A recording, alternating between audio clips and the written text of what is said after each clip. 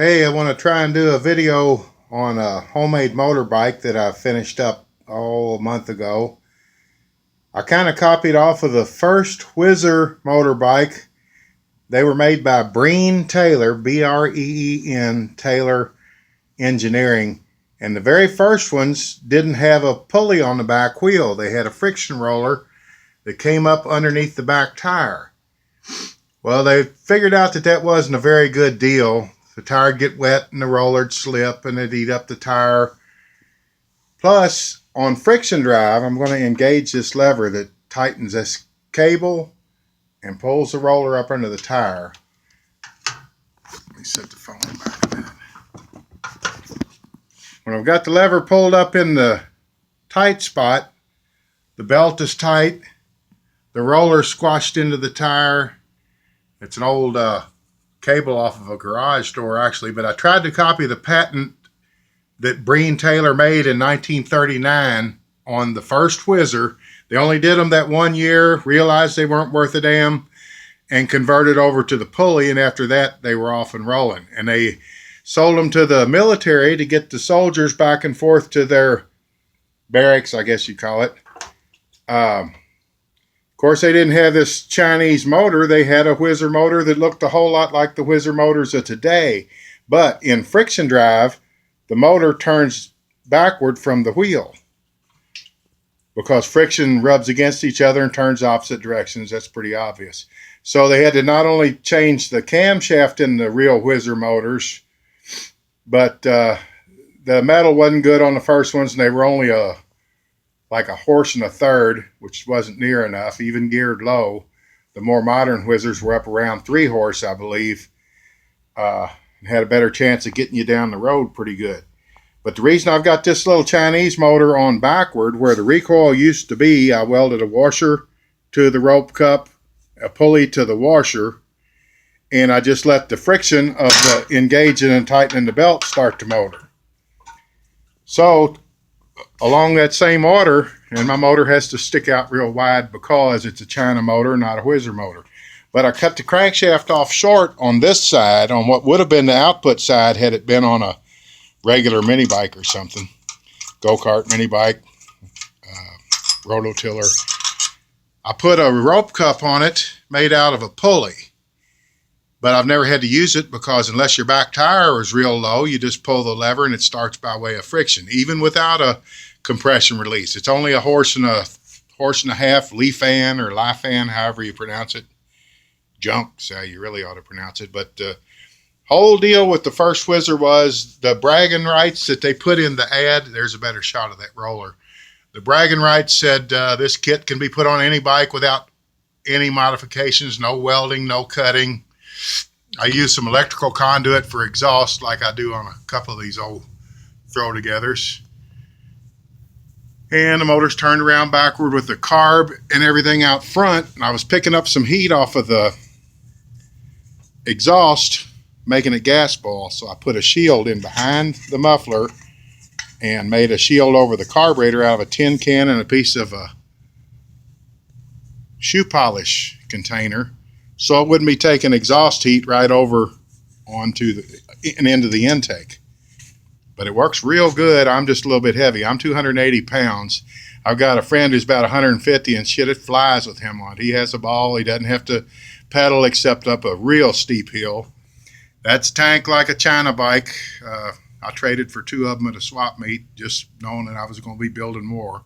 I'm up to 21 bikes now. My last video, I think I had 16 or 18, but it's a sickness, and got terminated after 22 years of what was a good job with the original people, but new owners kind of set me on my way right before retirement. But that's a whole nother story. But I've got time on my hands, so I'm building bikes not to sell. Everybody says, why don't you sell them? You could turn them into money. Well, what they don't realize is when I was a kid and wanted to do this kind of stuff, I had no money. Didn't own a welder, so I'd throw crap together and it'd work, but it wouldn't work as good as I can do them now. So I'm kind of reliving my childhood. Screw it. I'm going to have some fun. What else is kind of neat on this one? Let's see here. Everything is bolted on. There's nothing, if you could take this completely off the bike and have no evidence that it had been on the bike except for the dog leg pedal crank on the chain guard side. I made this motor mount out of some kind of an old electric clamp. I'm not even really sure what it was. Same deal back here. It's got another one exactly like it in behind this idler. The idler's just to keep the belt from rubbing the kickstand. I wasn't about to cut a Schwinn kickstand socket off, and the belt would have ground against the bottom of it. So I've got one more idler than the patent that Breen-Taylor made. But the cool thing about them Breen-Taylor ones, one of them sold on the Mecum auction for $1,450, because even though they weren't worth a darn, that makes them more rare. They only made 1,000 of them, of the first ones, approximately. And I may have a couple of my numbers wrong, so if you do a little research, you might see a few things I'm a little off on. But they only made the backward turning friction roller one about a year. It didn't pan out. They switched over to roller, and Whizzer kicked butt up until the Japs started bringing in Hondas, and Cushman started getting so good, and Mustangs had a transmission on them, little Mustang scooters, and there's a few things kind of went against Whizzer. But I've got the remainder of 21 motorized bikes, including one back there in the corner that you can't see that has a, well, yeah, you can sort of see it. Has a Jacobson 2-cycle with a 5-speed wheel on the front. So it did have 5 gears, but it's down to just one these days, and hadn't been ran since 80. I moved here in 84, so it's been ran in 85. Got one with a hinged motor.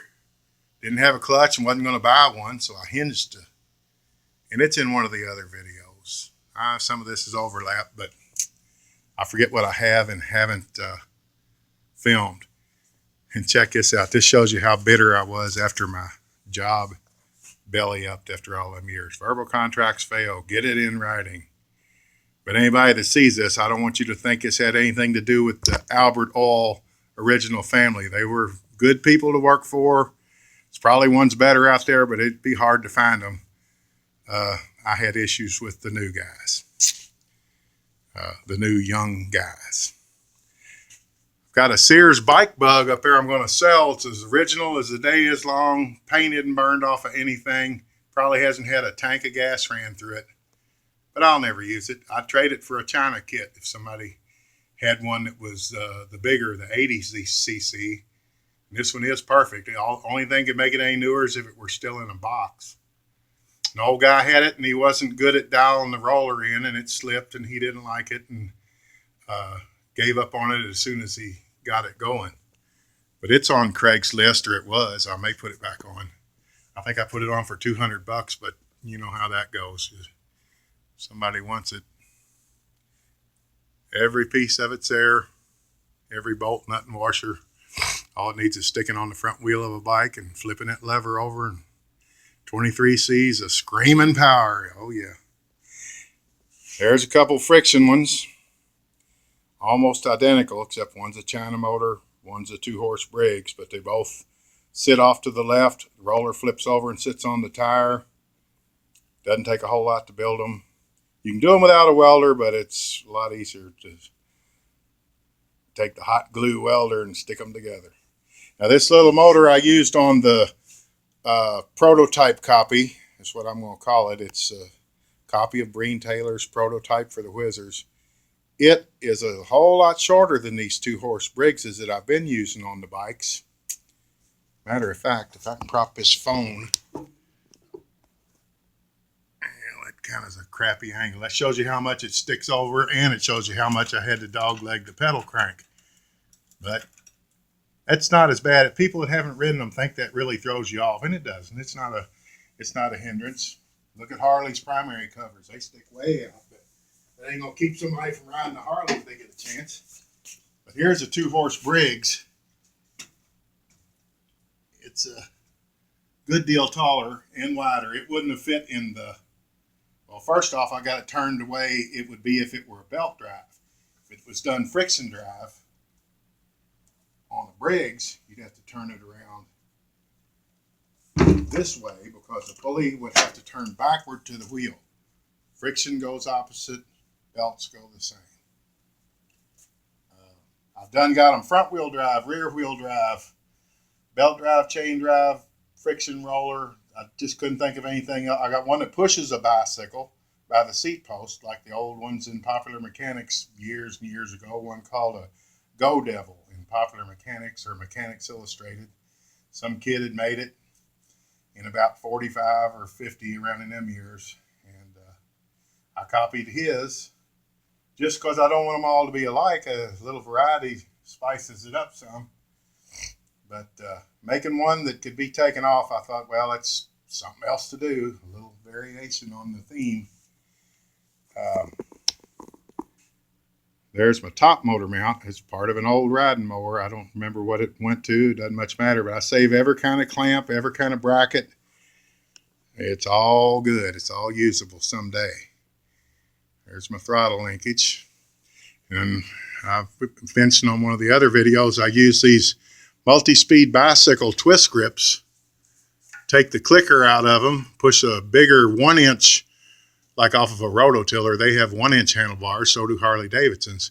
Push a 1-inch grip up on a gear clicker, a gear changer, and that way it coasts on the 7/8 shaft, makes a damn good throttle, and you don't have to go to the mini bike shop and buy a mini bike throttle. Plus, I just love reusing stuff. I can afford to do it the right way, I guess. Not boasting, but I can. But why do it? Why go out and spend the money when you can stay in the shop and not have to lock the place up to go get stuff? Stay down here, stay working, and before you know it, you're out terrorizing the neighborhood on 2 wheels. But that's my attempt at the first video without having help. I'm only had a smartphone a short while, and I have my little buddy usually help me do them, a guy that I worked with for a while. But I'm going to try to do this in myself. I got to learn this stuff sooner or later. But I hope you enjoyed it. I've got many projects down here to show off. So hopefully I'll be doing some more. Bye-bye.